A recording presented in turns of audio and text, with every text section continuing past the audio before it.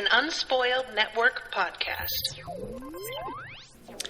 This is Spoil Me, covering Cradle, Book 9, Bloodline, Chapters 11, 12, and yes, 13.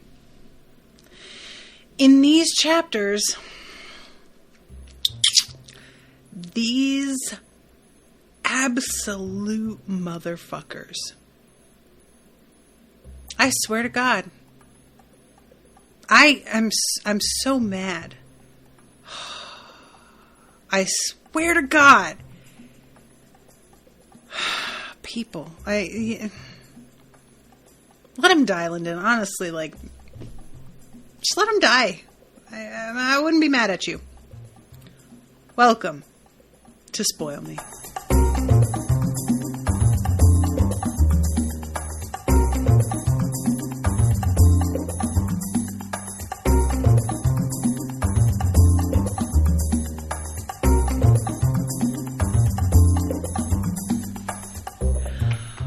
Welcome to the show, everyone. I am Natasha. Thank you very much to Andy for commissioning this episode. Yeah, I pretty much said it all there. Guys, I know that I said this last time, but it bears repeating. I really appreciate Will White. A whole lot. This is so much more interesting than I think it would have been done by a lot of other writers. And I am just consistently pleased at how real he's willing to keep it regarding human nature. Even when it's for people's own good, you know? We saw that shit this past year. People just, all you have to do is wear a 5x4-inch scrap of cloth over your face to keep people from literally dying. And it's just too much to ask, you know?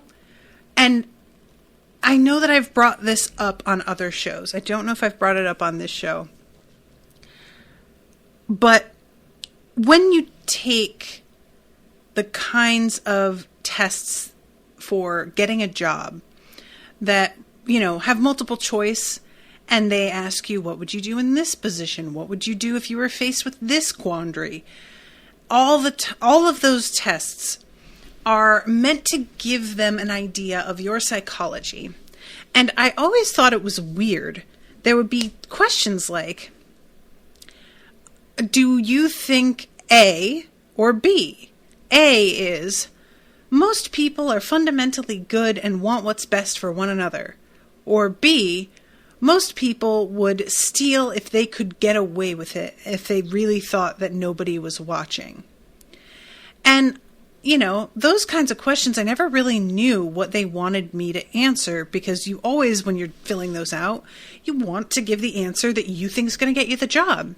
And I always thought, do they want me to be a suspicious person, because that means that I'll be more vigilant as an employee?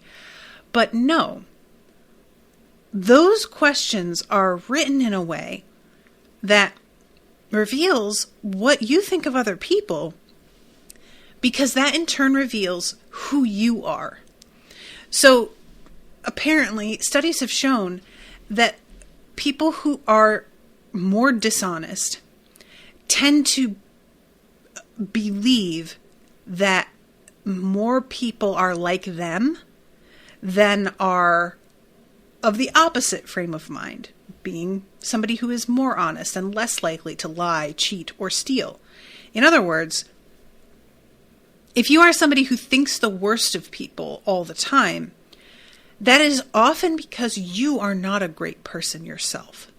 And so you believe that you are doing something in defense, like a preemptive strike sometimes, when in fact it's just you projecting the fact that you're kind of a shitty person and you see shittiness in other people, and it's actually not there. It's just you're interpreting because you see everything through a shitty covered lens. And that's what it feels like is going on with Lyndon here regarding the reaction the Way clan has to him. So, chapter 11, he thinks that everything's hunky-dory, They're finally listening to him.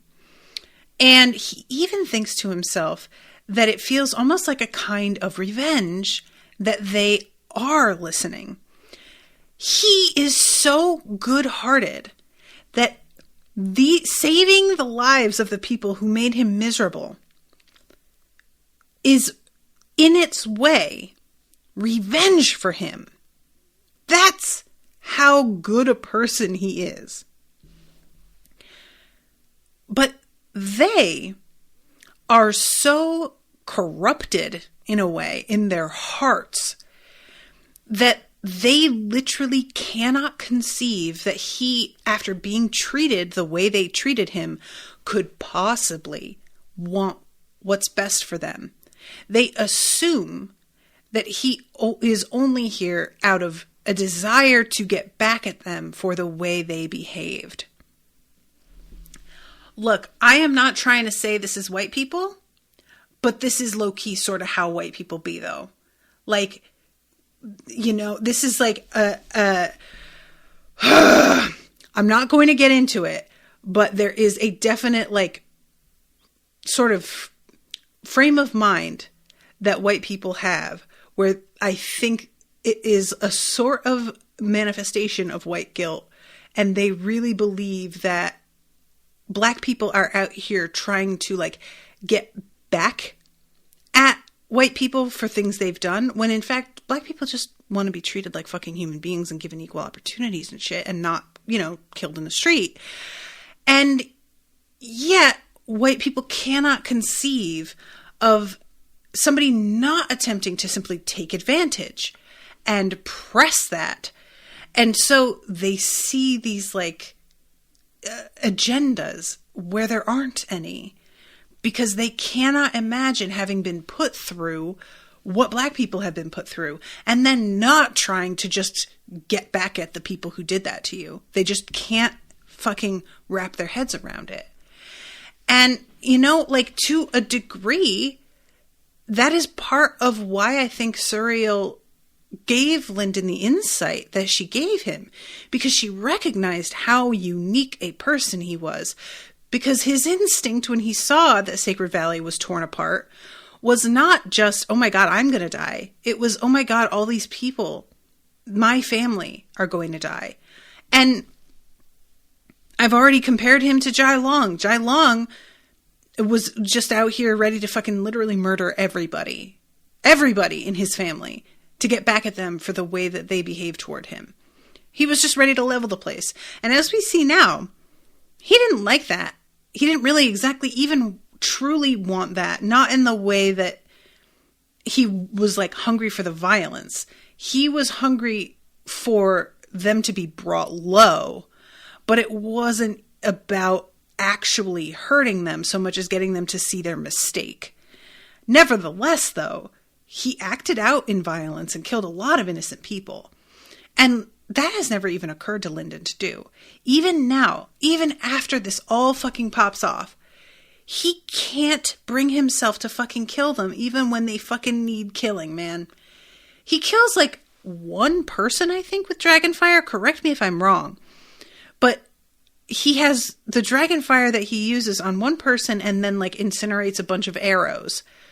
But doesn't even, like, he just feels like it's too great a power imbalance, and he feels guilty over the fact that they really just don't know what they're dealing with and couldn't possibly defend themselves against him. Not really. And I respect that. I honestly do think that's the right call, but is that hard to see? That is really hard for me to see. I just want him to just kill them all so bad. I really do. I'm going to mention, if anybody is in the chat and I'm not seeing you, apologies, but the chat is utterly blank from my POV. So I'm sorry if there are people who are trying to chat with me and wondering why I'm not responding, but maybe it's another one of those errors that I had with a previous episode. So sorry about that, everybody.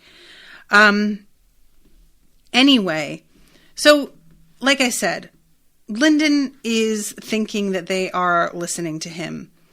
And, I mean, there's even a moment from Dross where Lyndon is thinking to himself how at least the Way clan is being saved and that they matter to him more, and he feels guilty about that, but they were his family. And Dross says, should I start replaying the memories of all the horrible things they did to you, or do you not need my help with that? That didn't matter anymore. He had gotten them to listen, which felt in a strange way as though he had gotten some revenge. Like the rivers of white and purple marching beneath him proved his worth. That was silly, but he felt pride in it anyway.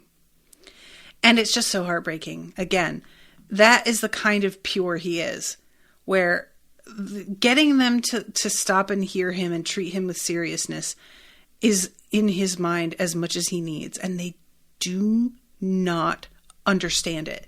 They can't, because that's just not how Sacred Valley works. The fact that Lyndon has this kind of attitude after being brought up in a place like Sacred Valley is shocking. It feels like there's something supernatural about him practically. There is almost nobody in that community that I can think of. His sister being like kind of an exception, and even her not really. There is almost nobody that I can think of that genuinely was as altruistic, I guess is the word, as him. And this is when they spot Heaven's Glory. And he thinks they're coming to attack. They pretend that Ethan sent them to help him. It's sort of there's a feeling to him of like, I don't know if I buy this, but it doesn't really, there's nothing to prove anything. And if you could coordinate with the Way elders, they would lead you to families that can use your help. Heaven's Glory spread out even as the 10th Way elder scurried to greet their leader. I don't like it here, Dross muttered to Lyndon. There's too many people around, and I can't sense anything. And as soon as Dross said that, I was like, oh, fuck. Something's up. God damn it. And sure enough, he turns around and realizes that all of the Way clan are looking at him in fear. And he realizes that they are intending to betray him. And he says the thing that Ethan says in, what, book 3? Black Flame is book 3, right? Gentlemen, this is a mistake. And I will tell you what, guys. I was on a walk as I got to that part in the audiobook, and I fist pumped. I was so delighted. I'm not actually worried for Lyndon's welfare. Not really. But a little. He is so on top of shit, and so he's able to see through their illusions and everything so easily. But we saw the way that Yaren's master was worn down. It wasn't that he didn't have his abilities at first. It was that there were enough people that consistently came up against him that eventually it was just too much. And I'm really concerned that's going to happen with Lyndon. And Yaren has that on her mind as well, which is why she does what she does. So they are carrying this this gold steel chain to lock around Lyndon and Yaren in order to suppress their power. And Yaren is affected by it so much more than him. Yet again, it's really bad. And I hated this so much, you guys. She broke them all with a sweep of her sword, all of the techniques being sent at them. But they did push her back. Even Lyndon felt like he had crashed into a soft cushion for a moment. It was the clearest indication of how much advancement they'd lost. He should have waded through those techniques as though through still water. In that second of distraction, the gold steel chain finished wrapping around, the script circle completed. Because he was looking at it like, oh, I gotta stop them from doing that, and then he doesn't stop them, and I was like, come on. So then we have stage 3, where they begin hitting them with poisonous gas, and that really fucks up Yaren pretty bad. So then we have this moment With a brief flicker of his Madra, he opened an unsteady rift into a luxurious house. He had found this device in Safara's void key, but he hadn't had a chance to test it yet, which I am very excited about this. I remember Safara being pretty impressed with it. I think the Aurelius family gave it to her. And the fact that he has this, I'm like, oh, well, that might be handy. Awesome. Normal void keys wouldn't close with a living being inside, but this was a home. It obeyed different rules. He hadn't wanted to rely on this until he tested it more thoroughly, but it was the quickest way he knew of to shelter Yaren if she couldn't leave. So it looks for a second like it's going to work, and he lets the entrance close and starts to refocus again, and it spits her out. And Lyndon has no idea why that can't work. He feels like the space is unstable, and he doesn't know if it's like, did it feel like it was maybe going to crumple and break, and so it spat Yaren out as a security measure? He has no idea. But the best that they can do is eventually he, like I said, uses Dragon's Breath to begin to clear some people. I think only the one person, though. He clears mostly arrows. And then he reaches down with the Consume technique and touches the chain, and he manages to drain the power out of it. And then turns to Yaren, and she says, head to the ships. And she's just like, all right, good luck. And I was so pleased, y'all, because I wasn't really sure if Yaren was going to listen. I am repeatedly so pleased at how practical she is, you know? She has her pride, but it doesn't override her good sense. And she can tell she is just weighing him down here. And she says that later, that she's just like a boulder tied to his ankle in the state that she's in. So she quickly leaves, and it's up to him. There's even a moment where he suggests sending for help, and Dross is like, do we actually need it? And he says that Yaren might. So they do send for help. But there was an instant where Dross really thought we could totally handle all of these guys on our own. And I'm just glad that he did send for help, because if he is going to truly try not to kill these people, that's going to be way harder, and he probably will need help in the end if they continue to wear him down. So this is when he uses the Fox Mirror, and he creates a copy of himself, and all of this is a distraction to walk through so that he can eventually go up to the Patriarch and the First Elder. And he can't understand what the fuck they're doing. He just genuinely doesn't know why they would ever fight him on this. And the Patriarch says, you cannot take the Wade clan from us so easily. And Lyndon is like, oh my God, are you fucking kidding? And he turns to look at the First Elder, who says, revenge does not become you, Lyndon. If you had come to us with this talent, we would have welcomed you with open arms. But this scheme, he shook his head. You never learned the real lessons you needed to. Oh, it's so infuriating, you guys. It is so infuriating. And like, look, I recognize that when Lyndon was part of the clan, he did a lot of underhanded, cheaty shit, because that was what he needed to do to survive. So, okay, you know, maybe thinking that there is like a scheme here. I can understand there being some suspicion of that. But he displayed such power back there that the fact they think he needs to stoop to something on this level in order to take them over just shows how little understanding they actually have of what he's capable of. And this is just true of everybody in Sacred Valley. They have no idea. They think they're playing chess, and they don't even know what the board looks like. Chess is so far outside of what they are capable of playing. It's just laughable. But they're still, you know... So, the First Elder begins to fight him. And, oh my God, guys, he tries to say, you haven't seen the path of the White Fox, and tries to do some shit. And Lyndon's like, no, that's not it. And hits him in a couple different places and counts each time. And every single one of those could have been a fatal blow.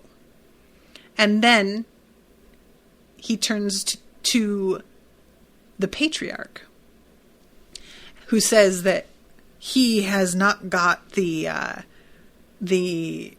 doesn't have proper respect for his elders. Guys. The empty palm wiped out his madra, flooding his system, and the power of Lyndon's spirit overwhelmed his. Channels broke, his core cracked, and he convulsed with the pain in his soul. He made a choking sound, and his eyes rolled up into his skull.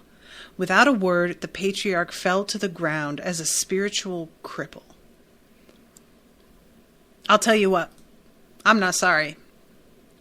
That man he should not wield power. He just shouldn't. He's a bad man. So, he felt what was about to happen and looked up to the sky. Suriel had shown him how to prevent this from happening, but he had to wonder if she had foreseen this. Was this why she hadn't saved Sacred Valley herself? Because it was futile? Why had she even saved Lyndon? And this is when somebody from the Akura clan is like, dude, the Titan is coming. Like, it's really close. We've been told that we gotta bail when this happens. We have to leave. And Lyndon is just like, yeah, I mean, you do. I don't know what the fuck to do. And he grabs the first elder and lifts him up because, again, he went easy on him, as he did in the last chapters, and holds the dude up and is trying to get him to see the Titan. And of course, this guy just thinks it's a fucking illusion. Lyndon shoved him forward. Walk. Take that with you. Lyndon nudged the patriarch with the tip of his toe. You don't want me to save you? Maybe he will. He said, take that with you about the patriarch. Oh, damn. And then I said, walk. He had stretched himself too far with that working, and he wasn't even sure it would do what he wanted. But dragging the patriarch behind him, the first elder began to walk. Ooh. Evil One said maybe the ask questions is working. Yes. If you guys have shit that you want to say, I may not be able to get to everything as a question, but that is working. Apologies again, guys. I don't know what's wrong. This has never been a problem in other broadcasts. So when the next book comes out, I'll start a whole new, fresh Crowdcast feed. It may just be that this one's gotten too long, because this one's 39 episodes long. But yeah, so if you guys want to phrase things as a question, and it'll ask you if you want to post it as a question, and just say yes, and then it'll pop in for me to see. Okay, so chapter 12 is when we go to Mercy, and Mercy does the exact thing that I knew she was eventually going to have to do. And she knew, too, as it turns out, that this would work. But she did not want to do it because Mercy isn't somebody who likes to bully people. She doesn't like holding that kind of power. She prefers to reason, to include, to make things voluntary, and to, I think in a lot of ways, she wants to know that people understand why something is happening. I know that I am also this way. I don't want to just make people do what I want. I want people to understand why I'm asking them to do things a certain way. I want people to grasp the idea behind actions, because that ensures, in my mind, that am I to walk away, or were they to be left to their own devices completely, that they would still do the thing because they know it's the right thing to do, and not just because I'm making them do it. And this is a real hiccup sometimes, because people aren't always going to understand. And I try, and many times have wasted time attempting to reach out in a way that I, in my heart, know isn't going to succeed, but I can't come to terms with the need to just exert, and understandably, growing up in the family that she did, Mercy doesn't want to do that because she's trying to leave that whole attitude behind. And she can't. because too many other people buy into it. And that's what's so frustrating. This is the thing with stuff being systemic. When people talk about systemic, that's what we mean, is when something is so ingrained that people don't even think about it anymore. You know, it's sort of like the same idea as gender. We have such an idea about what is feminine and what is masculine. And we don't even examine where that's come from. We don't even look at the fact that that's all been taught to us and actually is meaningless. And so we have this reaction because it's bone deep and it has to be completely unlearned. And to a point with these people, it's like a demonstrable thing. Her power can genuinely crush them. So, you know, they respond to that, and it's just really awful to watch. Andy is requesting clearing my browser cache. The shift part is crucial since that erases any cookies that might be triggering the bug. Okay. Thank you, Andy. I'll have to do that for the next one. But I can't do it in the middle of a recording, obviously, but noted. And I will save this. I'll screenshot this so that I have your instructions here. Okay. So Mercy is, as I said, put in this position. She, first of all, sees that the Titan is really close, and she thinks, oh, good. This means that they will finally have to listen to me. But when she starts to she goes up on Sue in order to observe the way they are reacting. And she hears the matriarch discussing things and realizes, as I said last time, they weren't entertaining her requests or suggestions in any way. There was nothing real about the conversation she was having. They did not believe her. They thought it was all kind of either a trick or God knows what. And she loses it and thinks, what would my mother do? And she knows, she's been knowing, she just didn't want to. So she attacks and really fucking goes for it. And she literally is trying to imitate her mother's attitude here. And I really loved it. I was really feeling it. For me, this is an indicator that you're worthy of wielding power. Opposite of the patriarch of the Wei clan, when you don't want to do this sort of thing, when you are put in a position where it's simply your hand is forced. And one could argue, maybe this is an indicator that you are not great at wielding power, because it shouldn't get to this place. You should be able to anticipate enough that they're on the edge of disaster here. And if Mercy had acted a little sooner, maybe things could have worked out better. However, she's new to this. Linton's new to this. I think that they will internalize this lesson and remember, hopefully. But it's a learning curve. And when you aren't somebody who likes to see people in pain, it's really difficult to be the one that's inflicting that. You know, it's not even about just like, I want people to like me. It's genuinely like, I have to hurt people, you know, to get them to respect me. And eventually, Mercy has this woman like locked up with her arrows and gets her to scan herself and all of the rest of the clan that's with her. And I love the woman thinks all of them are jades and that Mercy's a gold. And she says, no, gold is what they are. This one has offended you. If only you had revealed yourselves, we would have given you our entire clan at a moment's notice. We're not here to take your clan. We're here to save your clan. The matriarch trembled. Then, there's really... I would not tarnish my own soul by lying to a jade. Thank you, Mercy. We love you. So, at this point, this woman is like, all right, we'll talk about evacuation. And finally, Mercy is left by herself, and she sort of collapses and is really sickened by what she had to do.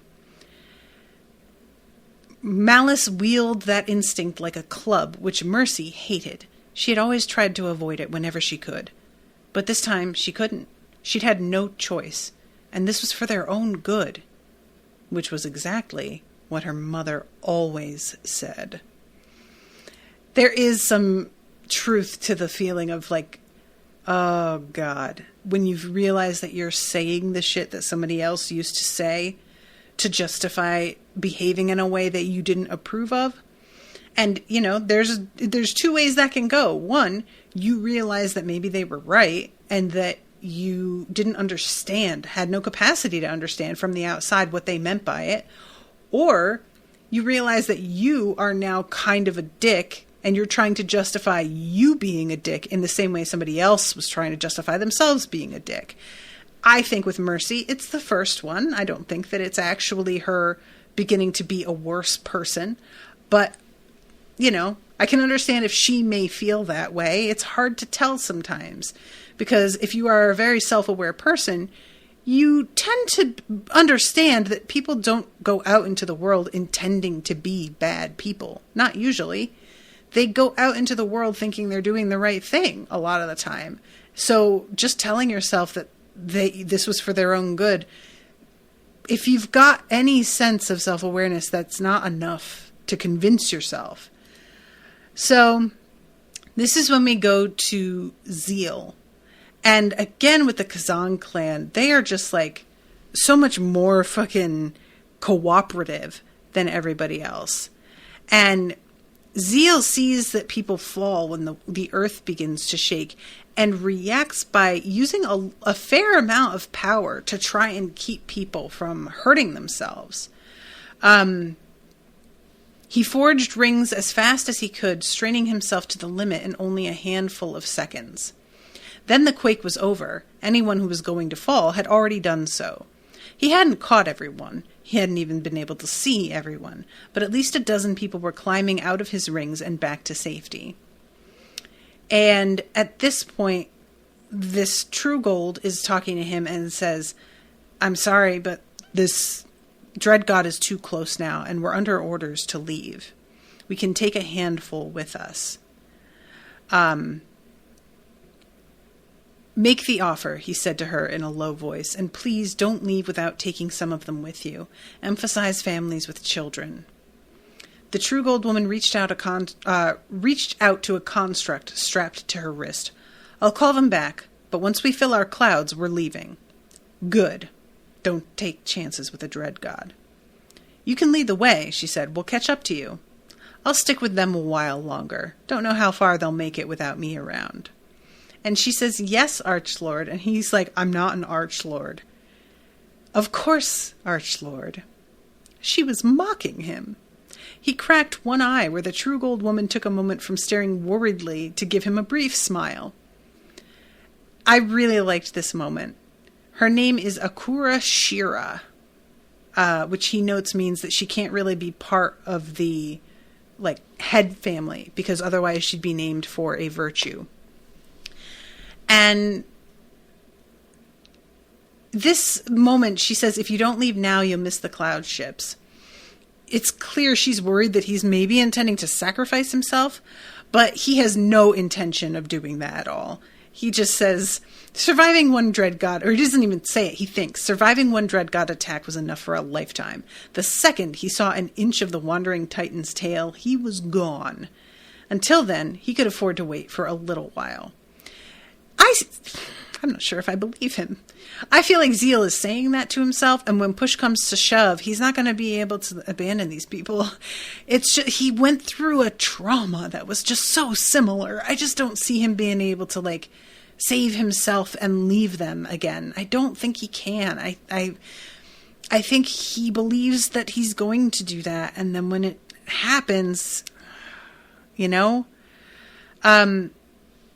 So this is when we go to Yaren. And she apparently was trying for Malice, but it didn't work. And she's realizing that she doesn't really understand, first of all, how the Moonlight Bridge works in the first place, which is how the next chapter starts. But here, she doesn't know why it is taking so much more energy off of her, or why it is not as accurate as it normally is. And a great deal of that is that she hasn't had the time to experiment with it the way she would ordinarily. And she reflects on the fact that if Lyndon had gotten this as a gift, he would have analyzed the shit out of it and figured it out. But that's just not really her nature. Like, she wants to know, and eventually she'd get around to it. But that's Lyndon's first instinct, is to try and dissect things and understand how they work. And it's just, she's just so practical. You know, Lyndon is very in his head, and she's not really like that. So this is when she's thinking about how Lyndon's probably fine, but she knows that her master thought that he was like untouchable, and that was absolutely not fucking true, as it turns out. So she starts to get really concerned. She'd have given up her sword to turn around and help, but she was a boulder tied to Lyndon's ankle here. Orthos could help. Lyndon just needed to hang on until he got there. He could do that, as long as nothing else went wrong. At the exact moment she thought as much, the ground trembled strongly enough to shake her balance. She looked down at the earth aura and saw it brighter than ever, bleeding up into the air. It overwhelmed all other aspects of aura until it was visible to the naked eye. That was when the sky turned gold. It might have been an earthquake, but she could have sworn she heard a distant roar. And at this point, she runs into Orthos. She uses the Moonlight Bridge again. She finds him and explains to him that Lyndon is being attacked and that they were betrayed. And Orthos senses Lyndon through their bond and says he does not feel like he is in danger, which does make her feel better. And she asks, what does he feel like? Old anger, Orthos responded, and deep sorrow. Ugh, old anger. That cuts. Everybody's got some. And you guys know, it feels like poison. You don't want it. That's how it is. Like, you bury it because it doesn't make you feel good. You don't want it. But it's justified a lot of the time. Even if it's not, it's very real to you. So it's just awful. I feel so bad for Lyndon, especially knowing how good his intentions were and how little every single one of these people deserved his help. It's just, you know. And at this point, they're looking at the sky, and she's thinking one of the distant peaks past Mount Venture had crumbled. With no surprise there, with the earth shaking like it, her thought cut off as the wandering titan crashed through the mountain. It swept through the mountain like it was brushing aside tree branches. Its dark silhouette was distant, and clouds cut off its head. It walked a few steps closer, but those steps must have eaten miles. Only then did it move to its knees, disappearing below the reddish mountain. And as Malice says later, he has stopped to feed. Which is, I don't know exactly what it is he's feeding on here. If it's the aura or if it's some, like, I don't know. I don't know if we are supposed to know. If anybody wants to put that into ask a question, feel free.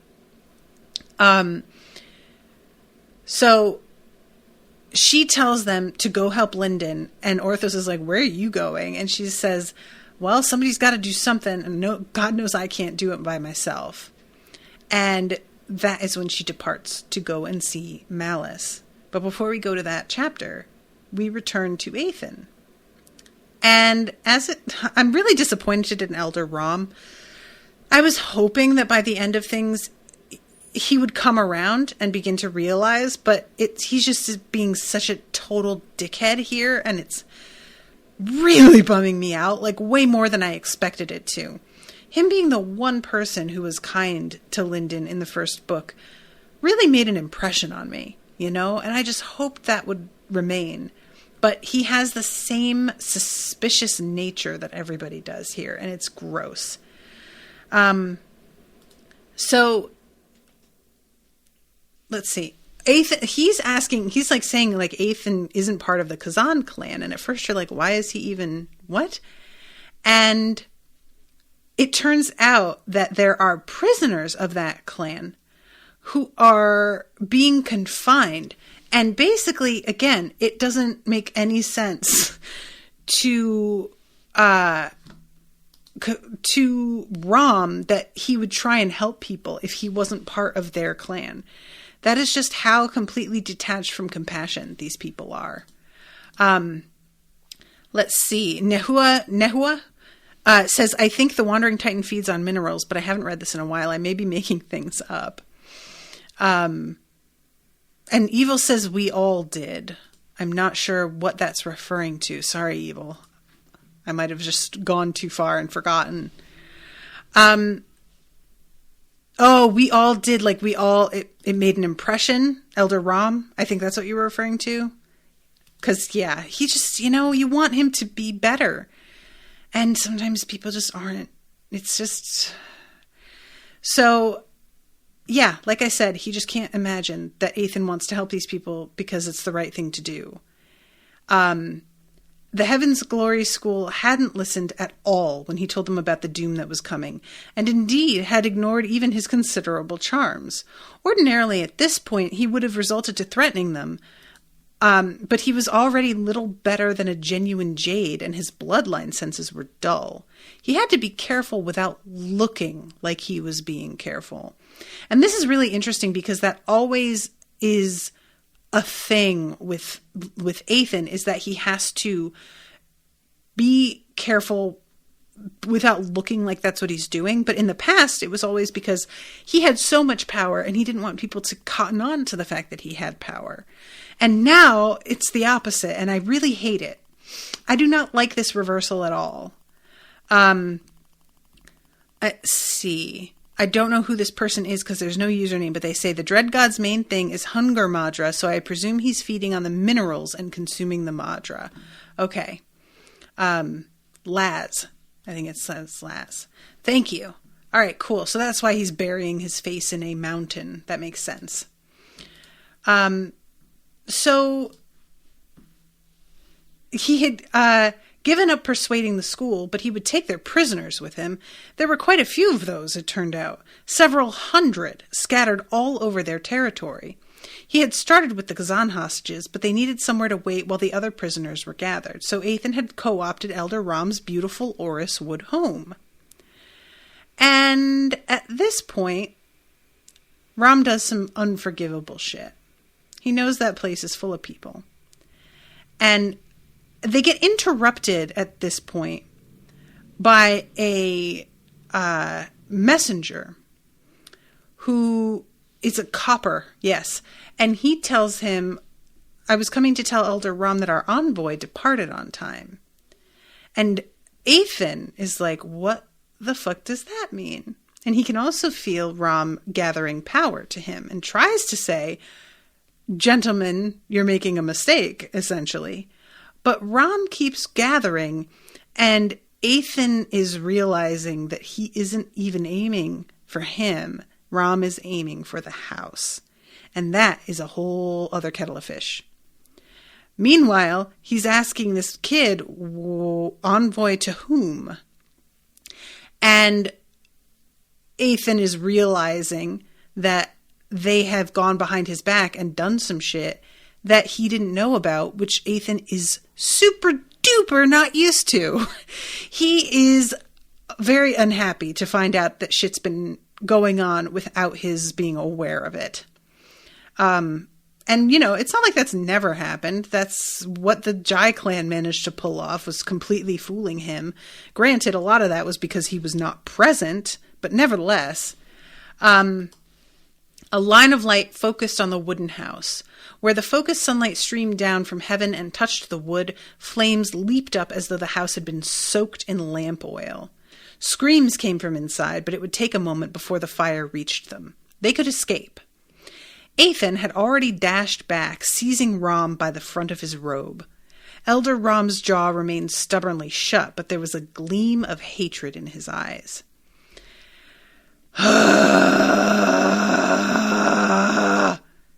I swear to God. Sacred Valley isn't worth saving. There, I said it. Oh my God. I hate it so much, you guys. I really do. It makes me so angry. It's so real, though. You know, this is just I really do appreciate this. I do. It's just so frustrating to read because this is reality. People are like this. And this is realization.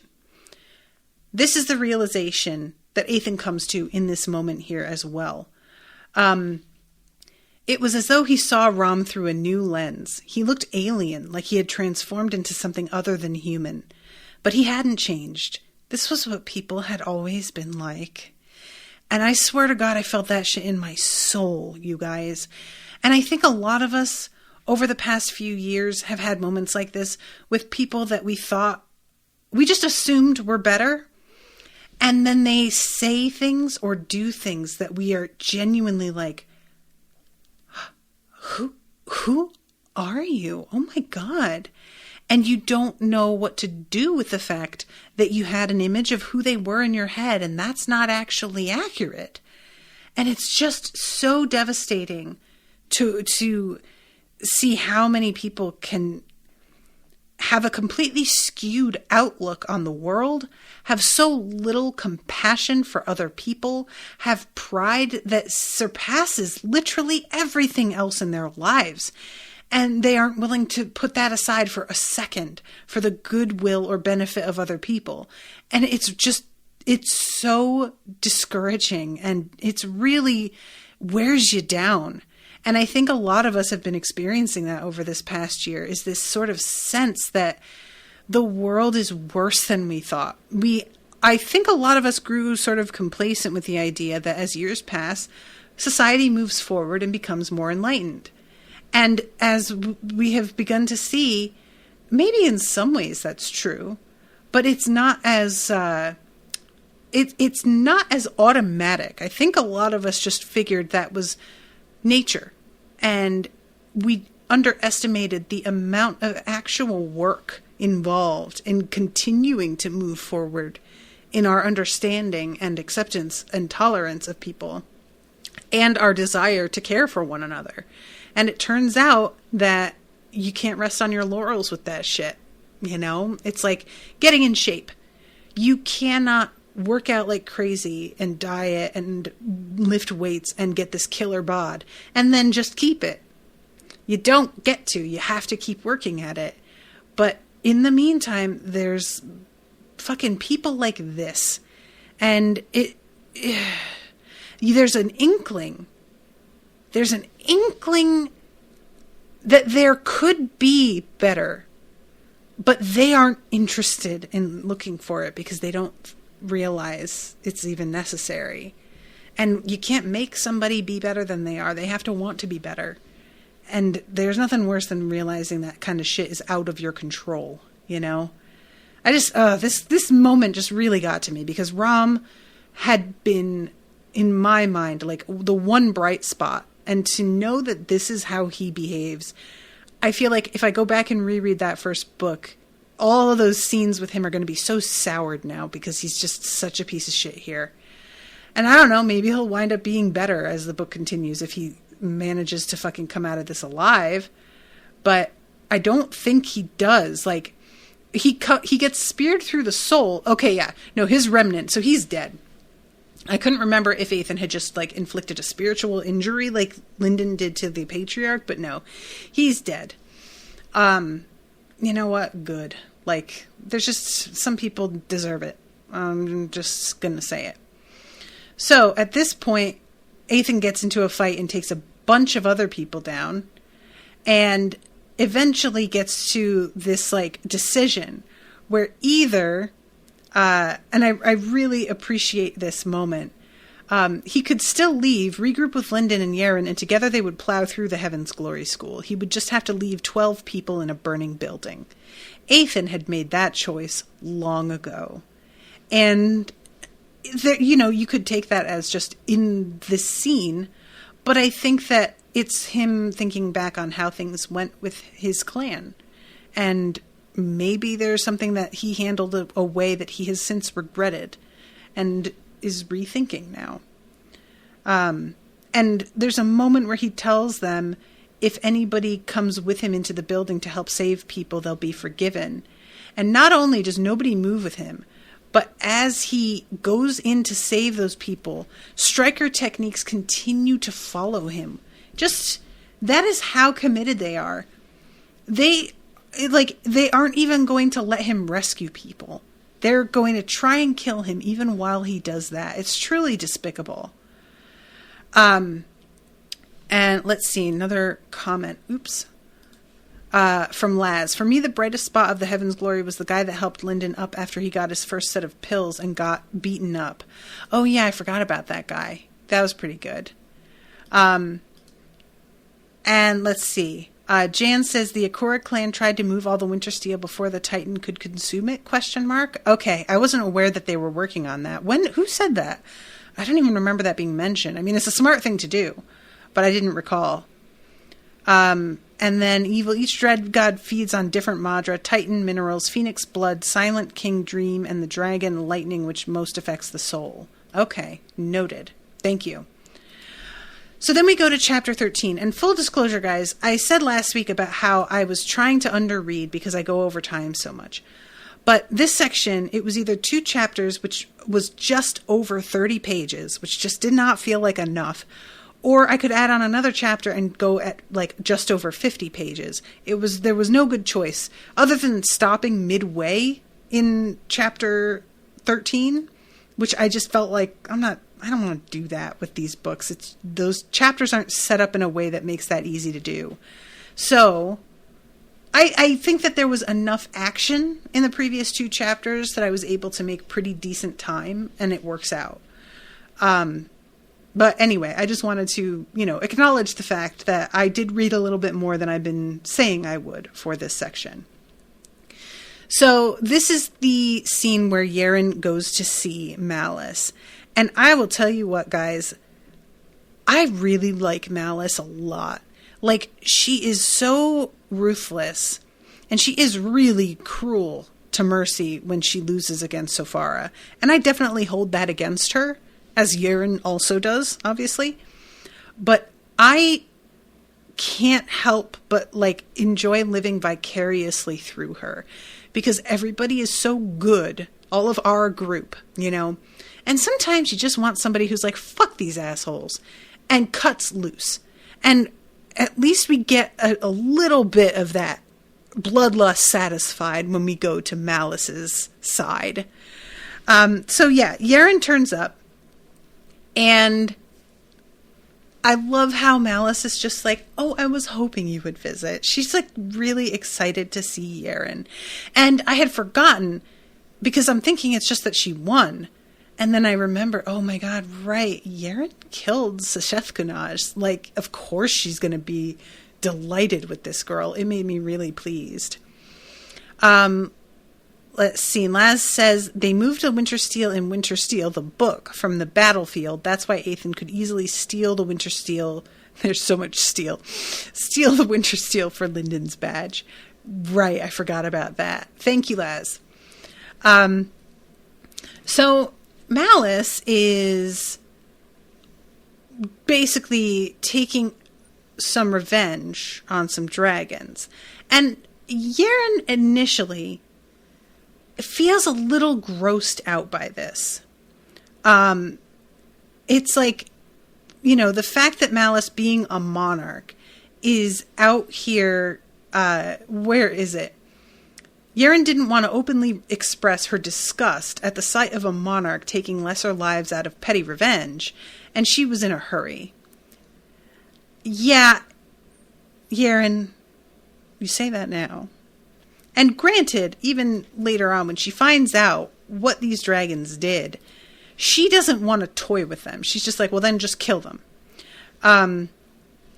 So he has power. This is Malice speaking to Yaren. He has power roughly equivalent to an overlord like yourself only recently. And he led many raids on human towns. When he did, he would take living trophies. Once, he captured all of a town's children, then trapped them on a small island with 1 knife each and told them that the one survivor would be rewarded and released unharmed. And When Yaren tries to get her back on track with what she's here for, Malice continues to describe the way that this went. Obviously, it's a very, like, battle royale situation, those who have seen that film. And Yaren does not want to keep talking about it because it just kind of grosses her out. But Malice presents all of these different things. I could tell him I'll release him if he defeats you in a duel. We could gather up some survivors, seal off their sacred arts, and make them scratch and claw each other until we spare the victor. Don't want a turn of any game he'd play. If he deserves killing, kill him. Don't play toys with him. He does deserve it, Malice said. The shadow arms reached up and swallowed the golden speck whole. Yaren could sense nothing of him anymore, and she couldn't be sure if Malice had erased the dragon or transported him somewhere else for capture. I respect your position, the monarch went on. The rule of humanity is civilization, and civilization are based on laws. We should not lower ourselves to our base instincts, or we are no better than they. And while I agree to a point, there is something to be said for proportional response. And again, I kind of love her. This is just the vibe I've been feeling in my heart lately. This low-level simmering rage at all times. And I appreciate you, Malice. Like, I get you. I really do. So, Yaren asks for Malice's help with the Titan. And Malice is basically, she doesn't say no. And that's the thing that kept pricking my ears up. She never specifically says, I'm not doing it. She just talks around it, discusses the reasons why she isn't going to be as effective as maybe Yaren thinks she's going to be. All of these things that I was just like, yeah, but you're not saying no, though. So, like, what are you doing? And as it turns out, I was right to be suspicious. So eventually, after she's like, it's going to cost a lot, you know, last time I fought a dread god, there, you know, it could be argued that more people were killed than otherwise. Yaren's like, okay, I'm willing to make this my prize for the tournament. And Malice put a hand to her lips in a show of surprise. And I really noticed that. Show of surprise. It does not say she was clearly surprised. It does not say anything that is definitive. It's a show. And I was like, okay, she's fucking with her. What is this? Is she trying? I thought she was hoping Yaren would say that because that was what she wanted, was to like force everybody to be roped into this. But it turns out she's hoping Yaren will say that because she wants Yaren to ask for something specific, and she needs to get the monarchs there to push Yaren to the next conclusion. And once all the monarchs turn up, the Blood Sage is such a fucking creep. I really, like, oh my God. My girl, dear, sweet, wise, wonderful girl, you did it, you did it, you did it! And eventually he's like asking her to make a dream tablet. And I want to see your memories. I want to taste them. And I was like, you need to stop. You hate Red Moon Hall. I know you do. I'll tear it down with my own hands. Not a rat will remain alive. I'll give you their heads, or I'll deliver them to you alive, or I'll pay you. I can pay you. He is losing it until eventually Malice silences him. And I don't know how she's able to do that. And I guess he's not a monarch, is he? He's a sage. So she has more power than he does. But yeah, this is just very amusing. And I do find it interesting that Yaren credits him a little bit with the fact that she's done what she has, and gives him a look at one point that's sort of meant to signify, calm down, we'll talk later. And she says that she has a use for him. So she mentions the fact that he had gotten his, I forgot what it is, but he got something from the labyrinth where he had experimented on the bleeding phoenix. So evidently she's like hoping that she can get something out of him in that regard, connected to that. And I don't know what that would even look like, especially now that things go down the way they do with Rei Gan Shen. So let's see. Malice has stronger authority, so the Blood Sage didn't stand a chance against her command of shutting him up. Yeah, that's what I figured, because he's a sage and she's a monarch. So all of the monarchs get together, and she presents her case. And they basically are like, look, one of the things that you can't ask for as a prize is something that's going to put our lives at risk, or the lives of our clan. And this definitely falls under that category. So what it comes down to is that, and this is, after a long discussion, this is what Northstrider finally says, is that either she can get healed from the damage that she took advancing too quickly, because that is what is making her so unstable, and it is what is affecting her when she is in Sacred Valley. Not only that, but having been in Sacred Valley at all has continued to warp her even more, despite the fact that she can't feel that. It's happening, and they can all tell. So they are assuring her that down the line, this will be a big problem for her, and she really does need to get it taken care of. And it's the kind of problem that only they are ever going to be able to solve. Otherwise, she will be stuck at this pseudo-herald, as they call it, forever. And I got to tell you guys, because all I could think of was, and in the end, it turned out that Lyndon, I think did make the right choice. But you guys remember when Lyndon was given the choice between the inheritance of a, Archlord level soulsmith, or getting transported to, I can't remember, Storm's Edge, is that their name? But it was being transported to where the fight was, that they were doing all of the points and everything. It was between those two things that he could choose as a prize from charity. And I was so disappointed that he turned down the inheritance of the soulsmith. I get why he chose what he chose. And like I said, in the end, I think it was the right call. But at the time, I was just like, oh man, I really feel like that was the wrong one.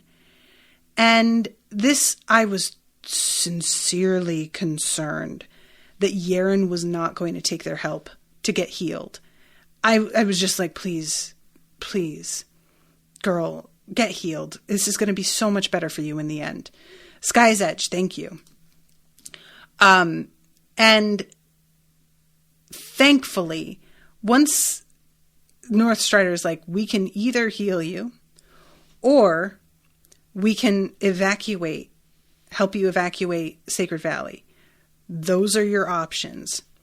She finally steps back and really hears the fact all of these monarchs together are really recommending one over the other. And it's not that they don't have empathy.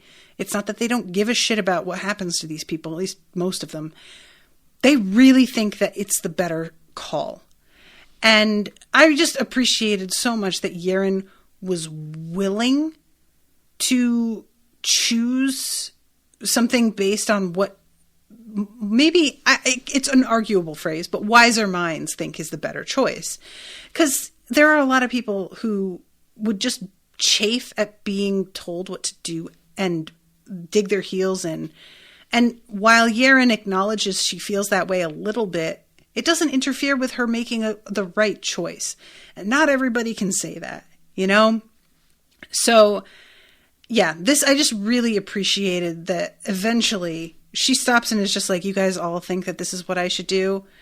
And I'm trying to remember, Larian of the 8-Man Empire just straight up says, you'd be stupid not to. And I was like, thank you. Thank you. There's also this thing going on here where Larian keeps feeling like an itch and is scratching at this itch on the back of her neck. And I feel like that's going to be significant of something, but I have no idea what. It's just a sort of thing that gets mentioned more than once. And I'm like, what is that about? So finally, she agrees, and they do the healing on her. And she says afterward to Malice, I don't feel any different. And Malice is like, yeah, and you probably won't, which is the signal that it worked, because most of the things that we healed weren't going to be a problem for you until later. So, if it worked properly, you'll never notice. And that's how you know. And then Malice says, now, shall we go greet the wandering Titan? And Yaren's like, oh, you motherfucker. I thought, oh. And she's like, come on. You know you're my favorite. Of course I'm coming, and of course I'm doing this. Like, I want your favor. And I really loved it. Malice, girl, I really do. I really like her. So then we go to Rhaegon Shen. And guys, I don't know what he's doing. He, like, apparently intends to try and wield the Bleeding Phoenix like a weapon. And I cannot imagine that he's going to be able to pull this off. There's this weird white hand, and I will be honest, it sounds a little bit too much like Lyndon's hand, and it freaks me the fuck out. Because it exudes hunger, Madra. Or hunger, I guess. Not Madra necessarily, but it exudes hunger. Reminding me very much of, like, the Archstone. And he goes into this territory that has been specifically locked off by Malice. And it has taken this long to do it because she has been watching him and every move he makes, and he had to wait till she was distracted. So, unfortunately, her concerns about the distraction of dealing with the Dread God costing a great deal, it turns out that's not just a bunch of talk. We're already seeing manifest the reality of that. And it's a bummer, man. So, he pulls together pieces of, like, there's all of, like, these blood eggs. And they begin to roll toward him when he opens the box that has the hand in it. And he says to himself that even living creatures infested by these eggs are going to start coming up and like presenting themselves as sacrifices toward building up the Bleeding Phoenix again. And they begin to roll together and create a very small Bleeding Phoenix that he feeds a treat. He breaks off like a piece of a finger and tosses it to this creature. And all the while, he is terrified, I should mention. He is extremely nervous. The Phoenix's attention left him. It looked west, where it now knew its goal waited. The being that some called the fifth Dread God and others called the father of the Dread Gods. Their progenitor, the original from which they were all formed. Subject 1. The Bleeding Phoenix spread its wings and Rhaegon Shen slipped off into another portal. He breathed a sigh of relief when it worked. The Dread God could have stopped him had it wanted to. While the Dread God cleared his way, he had to follow without anyone detecting him. I don't know what this is. I don't like it. I don't like any of it. I'm not excited about it. I hate it. So that is the end of that section. And as usual, I'm over time. But I don't regret it. But I am full of regret for poor Lyndon. I don't know how, I really don't know what happens next. I really don't. I truly don't. I don't even know how far I am, actually, now that I think about it. 65%. There's so little left. Okay, I'm really going to have to pace myself. All right, guys, I am going to wrap up. I am so sorry for the error with the chat, but I will follow Andy's instructions, and hopefully it'll be working next time. Appreciate all of you so much for hanging out and showing up. And I have been really enjoying covering this, even though this has probably been the most emotionally painful book out of all of them so far, which it should be, I suppose. So until next time, everybody, toodaloo, motherfuckers.